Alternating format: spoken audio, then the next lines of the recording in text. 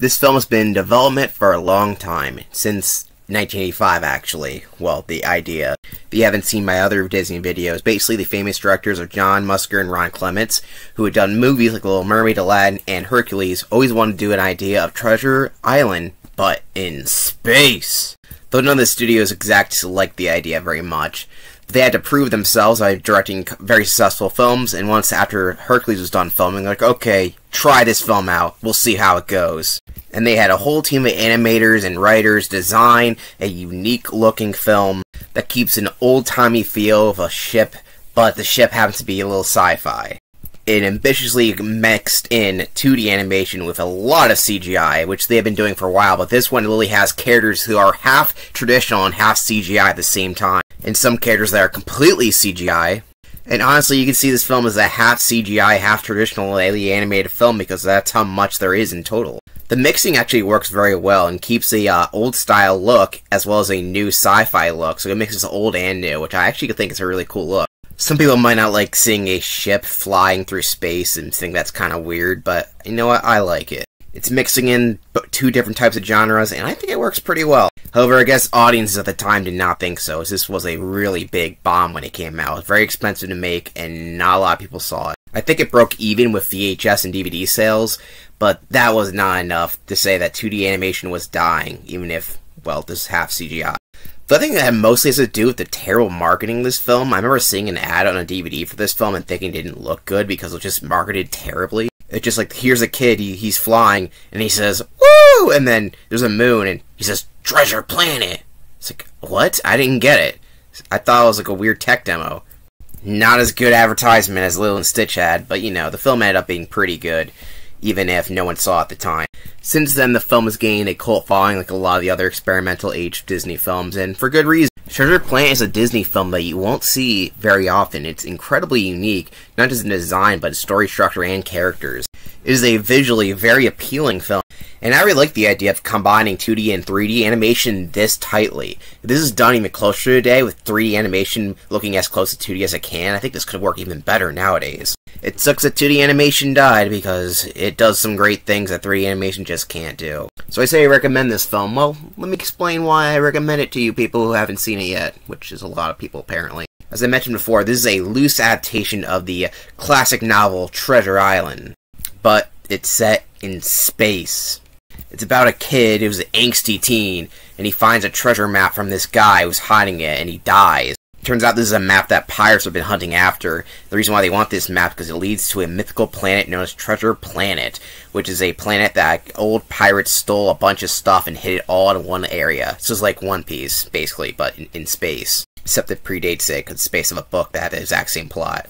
And seeing as his old house burnt down, his mom's cafe, he's got to prove himself by getting money, as well as prove he's not juvenile delinquent. What a nice kid, he's saving his MILF's mom's business. Seriously, Disney, why'd you make this mom character so fucking hot? Like, what the hell? And later it's revealed that his dad walked out on them instead of just dying, and that makes no sense. You seen his wife, right? Is this guy fucking stupid? I guess he didn't want to pay for the child support and he decided to ditch his family. It is unique that a character, a parent, just leaving and not dying in a Disney film, and I like that aspect. Though I don't think I can buy a dude leaving a woman this hot. Maybe I'm just delusional, but is the character design's hot? Am I making this up? Anyway, the kid and the professor, they fund an expedition in a boat to fly in space and find Treasure Planet. To make matters worse for me, the ship's captain is also hot, in a weird way. She's like a cat thing, but not really, it's like an alien. Yeah, I'm having a weird boner right now, I'll just be honest. There's also this thing that's super high, and it farts with its speech. New hottest character has arrived. Farty McFartpants. Yeah, I don't know where I'm going with this. Anyway, the rest of the crew is just this Jimmy bonding with this guy, who's Long John Silver. That's his name, I'm not joking. That's where the restaurant got it from, actually. He's the ship's cook, and he is totally just a normal guy, and not the villain at all. Just kidding, he's a twist villain. Except, the twist is that they reveal the twist almost immediately. The twist is that he's supposed to be the villain. However, due to his experience with Jimmy here, he actually learns to let go of his passion for gold near the end of the movie, kind of. Instead of giving us just a clearly black, bad villain, this guy is completely gray, which is incredibly interesting of a character. It's definitely one of the most complex characters that Disney's ever created, and definitely the highlight of the film. His interaction with Jim is definitely one of the highlights, and I like the characters quite a lot. Though not every character's great. Later on in the film, there's this stupid robot called Ben, and he's awful. His proportions, for some reason, bug the fuck out of me. Like, his legs are long, and he just moves fucking weird as shit. It's not like a robotic way, it's kind of like he's like, has to go pee all the time, which makes no sense because he's a robot. I hate this character, he sucks. But luckily, he only appears near the end of the film, so he's not in it for most of the runtime. So I don't actually want to spoil the rest of this film, since not everyone has seen it. But you basically kind of get the gist of it. They find the planet, there's a lot of hijinks going on, there's a lot of smart writing decisions and interesting sci-fi elements. There are interesting character dynamics between what's going to happen. Is a character going to be bad, or the other character is going to be selfish? You don't really know. It's a very complex film that way. At the same time, I can see why someone else might not get into it. All the other side characters just aren't that great, and it doesn't have a lot of the other elements that you would find in a Disney film. It's a very unique film, and I think with a better marketing team, it could have done well at the time, since another Disney pirate movie came out around the same time. It was a huge success, even though that was live action. The only song in the movie is a 2000s, like, alternative rock song, which I like, but it doesn't fit in the rest of the Disney canon. But at the same time, I can see someone not getting into this. Maybe it's just a me thing, and it's kind of a hard film to recommend in that regard. It's one of those things, like, you see the premise, is that interesting to you? If you don't think it's interesting, you probably won't like it, but if you do think it's interesting, you'll probably like it. I'm glad a bunch of other people have gone out and watched it, but if you're curious about it, I recommend giving it a watch. Probably find it on Disney Plus, or a DVD dollar bin at the thrift store. I watched it on a VHS tape, so I'm fucking weird. But yeah, give it a watch, and I think you might enjoy it. Or not. I don't really care. And there's this one scene I forgot to mention where it's kind of like Alien, where it's like treated like it's a horror movie, and I actually like that a lot. Except for this guy isn't that scary, mostly because I had a toy of this guy, believe it or not. Also, the fact that he keeps saying, "Cabin Boy," over and over again as one line, it's kind of beat. But yeah, I like the sequence a lot. But as I mentioned before, Treasure Planet was not a huge success, and it ended up killing off its sequel. Yeah, there's going to be a sequel. I actually can't confirm if it's either going to be a theatrical sequel or direct-to-video sequel. Either way, it was going to have Willem Dafoe in it, which sounds awesome, because he's a great actor, but unfortunately it was cancelled. And honestly, seeing the ending of this film, I don't think it needed a sequel for that matter, but I'm always interested to see what they do with those sequels. Sometimes they're hit gold sometimes. Like other Disney movies, there of course was tying into video games Treasure Planet, not as many as the other franchises because the film didn't do too well. There's one on the PS2, PS1, GBA, and PC. The PS2 games, what you're seeing right now, it actually looks kind of interesting.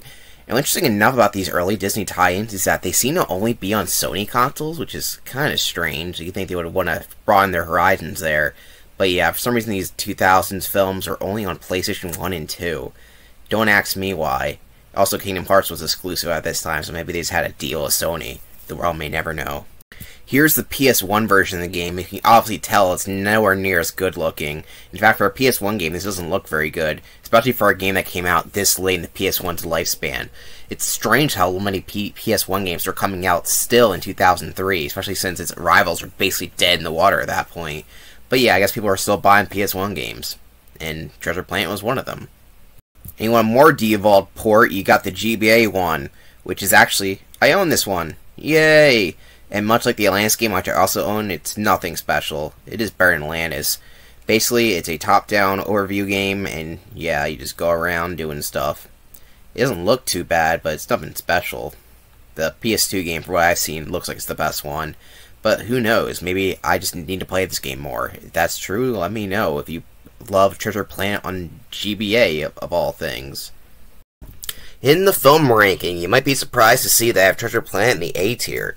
I'm not sure how many other people would rank it this high, but yeah, I think it's a good film. I don't really have a lot of major problems. I feel like it could be tweaked a little bit. The one character I don't like, Ben, I didn't really go into detail, but he sucks. I don't know what to say. There's nothing more to say. He tries to be funny, he walks weird, and just really uncanny looking, and that's about it.